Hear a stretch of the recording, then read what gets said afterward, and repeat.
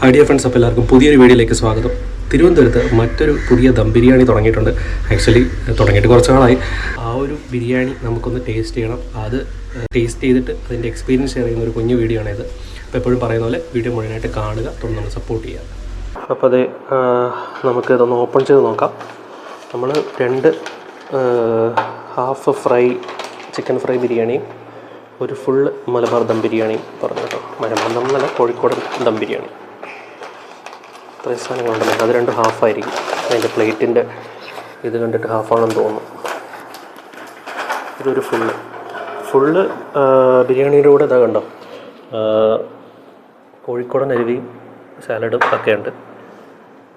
ഇതിൻ്റെ കൂടെയും സാലഡൊക്കെ ഉണ്ട്, പക്ഷേ കോഴിക്കോടൻ അലുവ എക്സ്ട്രാ ഫുള്ളിൻ്റെ കൂടെ ഉള്ളു. അത് നോക്കാം, അതൊരു പ്ലേറ്റിലിട്ട് നോക്കാം. ക്വാണ്ടിറ്റി എത്ര ഉണ്ടെന്ന് മനസ്സിലാവും. ഓക്കെ, ഹാഫ് ബിരിയാണിക്ക് ഇത്രയും ഉണ്ട് കേട്ടോ ക്വാണ്ടിറ്റി. അല്ല, നമുക്കൊരു ഫുൾ ബിരിയാണി ഈ പ്ലേറ്റിൽ നിന്ന് തന്നെ കഴിക്കില്ലേ.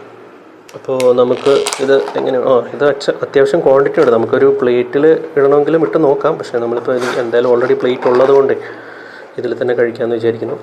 അത്യാവശ്യം ക്വാണ്ടിറ്റി ഉണ്ട്. എന്തായാലും കഴിച്ച് നോക്കാം. നമ്മുടെ ഹാഫ് ബിരിയാണിയുടെ റൈസിൻ്റെ ക്വാണ്ടിറ്റി ഉണ്ടോ, ഈ പ്ലേറ്റ് ഇത്രയും പറയുന്നുണ്ട്. ഇത് ഹാഫിൻ്റെ ബോക്സ് തന്നെയാണോ? എന്തായാലും ക്വാണ്ടിറ്റിയുടെ കാര്യത്തിൽ ഓക്കെയാണ്. നമ്മളെന്തായാലും വാങ്ങിച്ചിട്ട് കുറച്ച് ദൂരെ വന്നിട്ടാണ് കഴിക്കുന്നത് കേട്ടോ. കുറച്ച് നമുക്ക് കഴക്കൂട്ടത്ത് നിന്ന് വാങ്ങിച്ചിട്ട് വീട്ടിലെത്തി. എന്തായാലും റൈസ് എനിക്കൊന്ന് മസാല ഇത്തിരി കുറവാണെന്ന് തോന്നുന്നു. അപ്പോൾ മസാല കുറവുള്ളവർക്ക്, മസാല ഒരുപാട് വേണമെന്ന് ആഗ്രഹമുള്ളവർക്കൊക്കെ ചിലപ്പോൾ ഇത് ഇഷ്ടപ്പെടാൻ സാധ്യത കുറവാണ്. റൈസ് ഇത്തിരി ഡ്രൈ ആയിട്ടുള്ള പോലെ തോന്നുന്നു എനിക്ക്.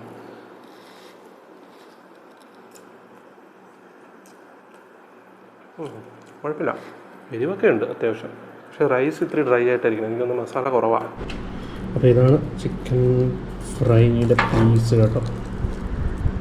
ഉണ്ടോ, ഞാൻ റൈസ് പറഞ്ഞില്ലേ കുറച്ചൊരു ഡ്രൈ ആയിട്ടുള്ള, അധികം മസാലയൊന്നുമില്ല. ക്വാണ്ടിറ്റി കൂടുതലാണ്. ചിക്കൻ ഫ്രൈയുടെ പീസൊക്കെ നല്ല സോഫ്റ്റാണ് കേട്ടോ, പെട്ടെന്നൊക്കെ ഇതാക്കണ്ട. ഇത് ഫ്രൈയുടെ പീസാണ്. അപ്പോഴേ ഈ ദം ബിരിയാണി കൂടെ ഒന്ന് ടേസ്റ്റ് ചെയ്ത് നോക്കാമേ. ഇതിന് എനിക്കൊന്ന് കുറച്ചുകൂടെ തീരെ മസാലയില്ല. മറ്റേത് കുറച്ചുകൂടെ എനിക്കൊന്നൊരു റെഡ് കളറിൽ കുറച്ചുകൂടെ മസാലയൊക്കെ ഉണ്ട്. ഇത് തീരെ മസാലയില്ല. നോക്കാം.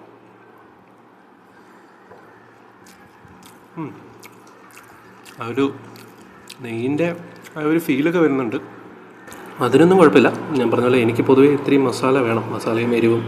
അപ്പോൾ അത് വെച്ച് നോക്കുമ്പോൾ ചിലപ്പം അങ്ങനത്തെ ബിരിയാണി ഇഷ്ടപ്പെടുന്നവർക്ക് കുറച്ചൊന്ന് നെഗറ്റീവ് തോന്നാൻ സാധ്യതയുണ്ട്. പക്ഷേ അല്ലാതെ മോശമൊന്നുമല്ല, നല്ല ബിരിയാണി തന്നെയാണ്. എനിക്കൊന്ന് ചിലപ്പോൾ ഇതായിരിക്കാം ഒരു ഒത്തൻറ്റിക് ബിരിയാണി, മലബാർ ടൈപ്പ് ബിരിയാണി. കടയുടെ പേര് കാലിക്കറ്റ് ക്യൂസിൻ എന്നാണ്.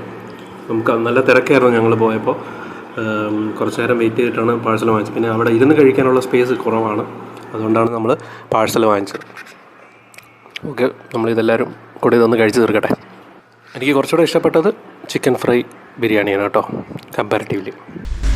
അപ്പോൾ ഡിയർ ഫ്രണ്ട്സ്, നമ്മുടെ കാലിക്കറ്റ് ക്യൂസീനിലെ ബിരിയാണി എക്സ്പീരിയൻസ് ചെയ്യുന്ന വീഡിയോ ആയിരുന്നു ഇത്. അപ്പോൾ ഈ ഒരു കുഞ്ഞു വീഡിയോ നിങ്ങൾക്ക് എല്ലാവർക്കും ഇഷ്ടപ്പെട്ടു എന്ന് വിശ്വസിക്കുന്നു. ഇതുപോലുള്ള ധാരാളം രുചിവിശേഷങ്ങളും യാത്രാനുഭവങ്ങളും ഒക്കെ ആയിട്ട് മറ്റൊരു വീഡിയോയിൽ വേണ്ടി കാണാം. ബൈ.